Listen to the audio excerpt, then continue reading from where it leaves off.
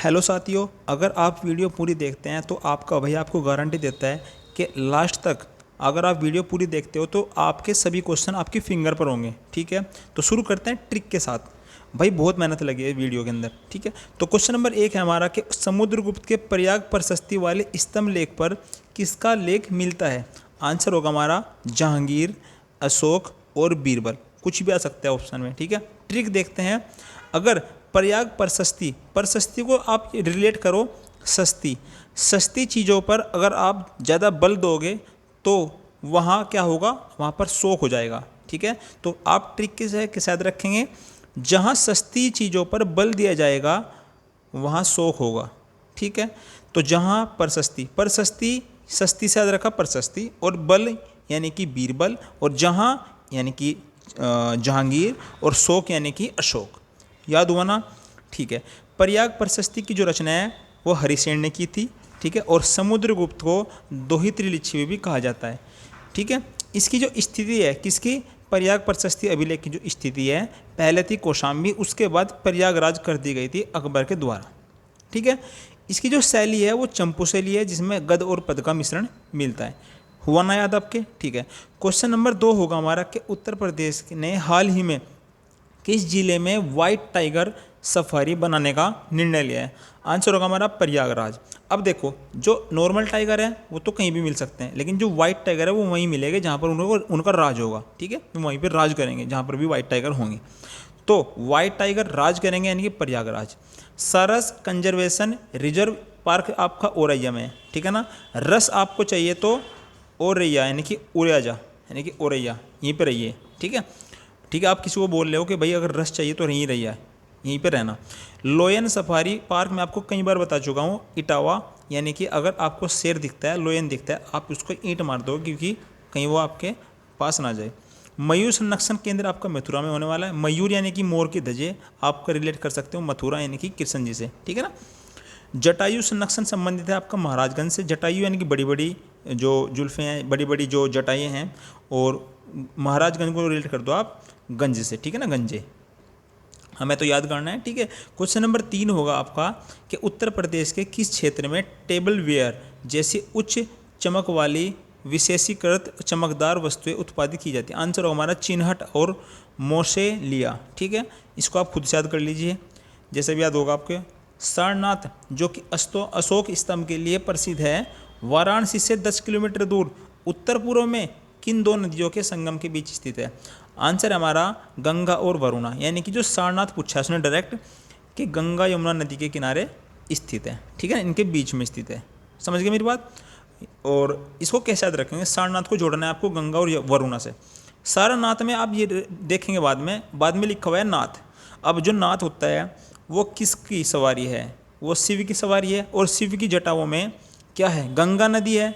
तो बस एक तो हमारा गंगा निकल गया यहाँ से। ठीक है, अब जब गंगा जहाँ पर आएगी वहाँ पर बारिश भी होगी। ठीक है, जब बारिश होगी तो आप देख सकते हैं कि जो बारिश यानी कि वर्षा का जो भगवान है, वर्षा के जो भगवान है वो किसे कहते हैं, वरुण को कहते हैं। ठीक है, यानी कि वरुणा। बस समझे ना आप मेरी बात। ठीक है, तो कासगंज है काली नदी। काश में गंजा ना होता तो मेरे बाल काले ही रहते। ठीक है, इसको जोड़ लो आप इससे। सोनभद्र सोन नदी, ये बिल्कुल सिंपल है। हमीरपुर बेतवा और यमुना। ठीक है, जो अमीर लोग होते हैं उनके घर पर बेटा भी होता है और मुन्ना भी होता है। ठीक है, मुन्ना भैया। प्रतापगढ़ जो है आपका वो सई नदी पर है।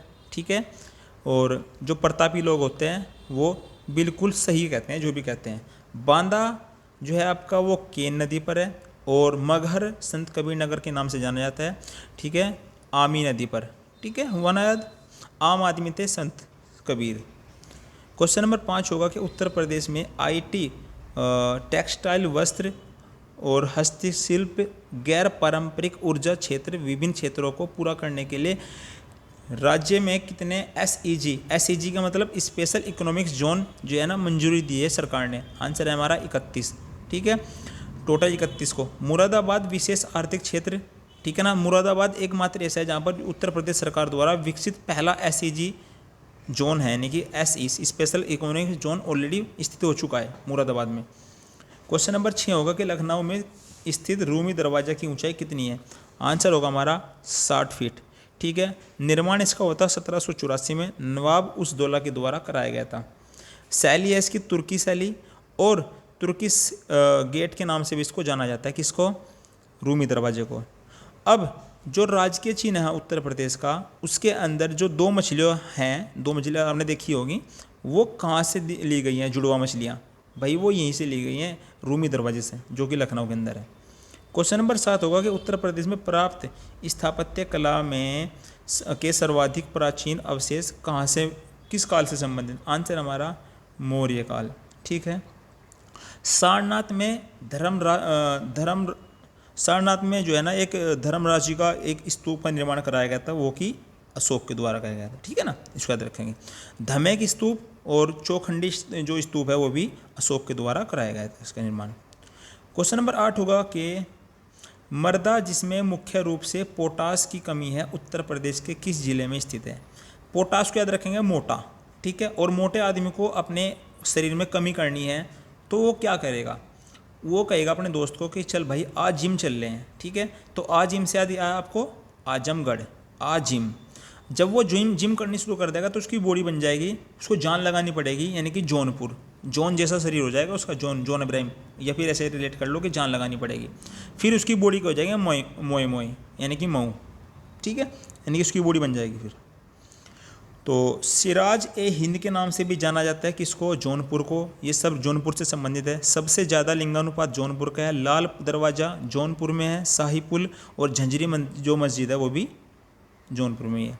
क्वेश्चन नंबर 9 होगा हमारा कि उत्तर प्रदेश के अयोध्या में डिफेंस नेवी निर्माण की इकाई लगाने के लिए किस देश की कंपनी ट्राम्फलगर, ठीक है ना, इसको याद रखेंगे, ट्राम्फलगर, स्क्वायर कैपिटल 75,000 करोड़ की निवेश कौन करेगा? कौन सा देश करेगा? आंसर है हमारा ब्रिटेन। ठीक है ना, वही ब्रिटेन जो टेम्स नदी के किनारे स्थित है। ठीक है। क्वेश्चन नंबर 10 होगा हमारा अंतर्राष्ट्रीय व्यापार प्रदर्शनी 2023। ठीक है। कहाँ पर है भाई? ग्रेटर नोएडा में। हुआ ना आपको याद? ये बिल्कुल सिंपल, आप याद कर सकते हो आप। अच्छा, तो इसके कुछ इंपॉर्टेंट फैक्ट्स हमारे, जैसे कि वन्य जीव संरक्षण और सतत पर्यटन विकास विषयक कार्यशाला आपका पीलीभीत के अंदर होने वाला है, और पशु चिकित्सा विज्ञान महाविद्यालय आपका गोरखपुर में। पशु है गो यानी कि गाय। ठीक है। उसके बाद गरीबी में सबसे अधिक कमी लाने वाला जिला कौन सा है? आंसर होगा हमारा महाराजगंज। यानी कि अगर महाराजा लोग भी गंजे हो जाते हैं तो समझो वो गरीबी के अंदर है, और गरीबी में भी बहुत कमी, कंगाली में आटा गीला।